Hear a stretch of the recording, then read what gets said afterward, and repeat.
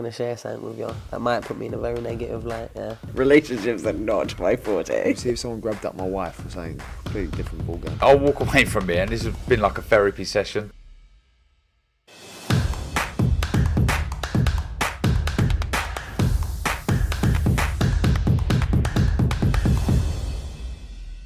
Oscar Bevis, IFL TV, proudly sponsored by Bella. It's a bit of a chaotic changing room post-win, but I'll tell you what, I know you've just watched your performance back, and I know you're a big critic, but from ringside tonight, I have to say, I think you look very, very good again. Thank you, I appreciate that. People say it when you walk out, but you don't believe it until you see it. Like, I had to sit there and watch it back just to be sure, but I am happy with that performance, yeah. What do you think you learned in there tonight? Obviously, I know you're not at that learning stage now, you're an experienced fighter, but you must have walked away kind of feeling something and thought, yeah, that's what I gained from tonight.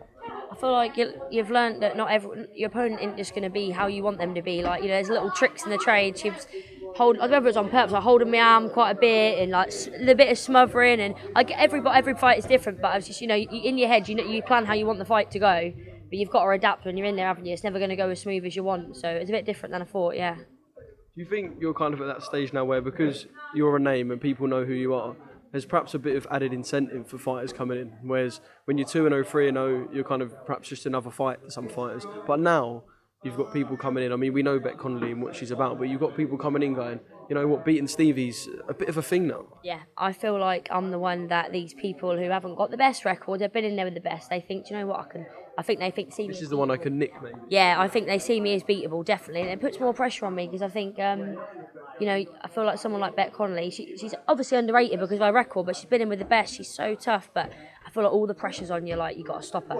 I feel like everyone thinks, yeah, you're going to stop her. I believed I could stop her. So when you don't, getting out of there, rather than getting out straight away and thinking, yes, I fucking won, it was more like, fuck's sake. It shouldn't be like that. I should have been buzzing that I won, but I wouldn't. I got out and I was like, fuck's sake.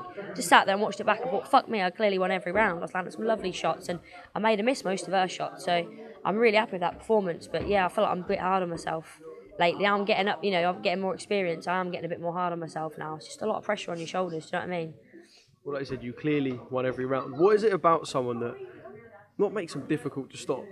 But actually, yeah, I suppose, what is it about someone that makes them difficult to stop? Like, is it when punches land, you kind of don't see a reaction? Is it, I don't know, they feel harder when you hit them? What is it about kind of them fighters that just seem a bit more difficult than kind of your average fighter? She's just an hard bastard like me, isn't she? Like, when I fought Guinini. That is hard bastard. When I fought Guinini and I watched it back for round 5, I thought, fucking hell, she's going to go, meaning myself, and I didn't. Like, just some people are just tough, isn't they? And she's just one of them people, she's tough. Like, watched it back, some of them shots was like flinging her head, and her eye was fucked, and she just kept going. Fair fucking play to her, do you know what I mean? Fair play. But anyone can get knocked if it's on the right button, innit? But she obviously, she's got good ring experience. She had, 20 pro fights now? So I guess all the experience, like, I learned from the Guinini fight. I thought, right, if I get stunned now in round 1, I'm not going to think, fuck! You know what to do? I know what to do, yeah. And I did when in the Guinini fight, stunned round 1, it was like, fuck! I'm fucking seeing stars in the galaxy, do you know what I mean? It's like, no, you're not, you're in a fight. So I learned from that. So she's had 19 fights to learn from, you know what I mean? So even I've got to start believing, I'd be thinking, Stevie ain't no threat. Even I would think that, whereas I need to start believing I can be a threat. But, the self-belief's coming. I won. Well, I'll tell you what, I've done enough post-fight interviews with you now, and there was kind of a few at the start where it was like, there's going to be the opportunity we jump at. We spoke about this enough times. You kind of done that. Are you at the stage now where it's the next opportunity is going to be a winnable one and one that shoots you right to the top? And we're kind of teetering on the edge of that. It might be next. It might be in 2-3 fights time. But are we teetering on the edge of like the big opportunity, the one that's going to propel you to that world level? Yeah, as you can tell, like my first few interviews I'll be jumping around, buzzing, all excited and not scared to say, do you know what, fuck fighting them, I ain't ready for them, I'm enjoying the journey, fuck fighting them. Now I'm more calm, I'm like, this is getting in deep waters now, this is the real deal. I'm a few fights away from hopefully making money. There's like, we've got to think of it as them people are in the way of me having a nice life with my son, do you know what I mean, actually earning money. So we're in the big game now and there is big fights ahead, so I need to take it more serious. I'll still have a laugh and a joke, but it does feel more serious now when I'm in this environment. It's not all jokes and games and jumping around. I feel a bit bad when I've been in hotels like Matcha and Terry Harper's fighting for world titles and I'm like, wee, around the fucking hotel. I feel like, you need to be more calm because there's serious shit. It is serious shit, isn't it? You can get hurt in there if you're not careful. So I feel like the Spencer said, I'm maturing a lot more now. And I've always took it seriously, but I am really like thinking, big fights next. So serious shit. As long as we get to keep the jokey Stevi Levy from time to time. Yeah, just kind of one more thing. How will you celebrate and how will you kind of relax after tonight, I guess? So I'm going. A bit of D&B? Do you know what? The song I sent over was like calm into drum and bass. They played the fucking heavy drum and bass version, but not many people do that, do they? Why not? Do you know what I mean? It's cool, innit? Gets you going for it. Tonight now I won't be going out. My little boy's staying in a hotel. Me, Taz, my trainer. We're gonna go back to the hotel. We're gonna sit in the lobby, have a little chill, have a bit of food, have a chat and that. You've been wanting food all week. I know from seeing your Snapchat story. You've been dying for food, haven't you? I don't know what comes over me. I've been collecting pick and mix to the point I've got a tub that big, and I looked at it yesterday and I thought, what the fuck have I done? What? People must think I'm a weirdo, people who follow me.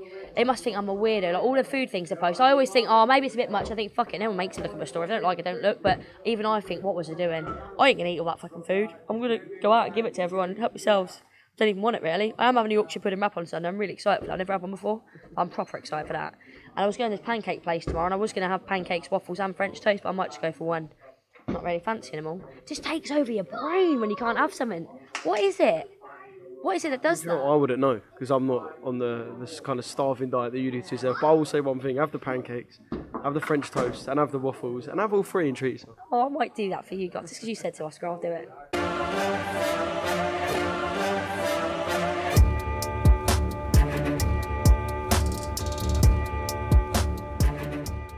I'm going to share something with you. That might put me in a very negative light, yeah. Relationships are not my forte. See if someone grabbed up my wife or something. Completely different ballgame. I'll walk away from it, and this has been like a therapy session.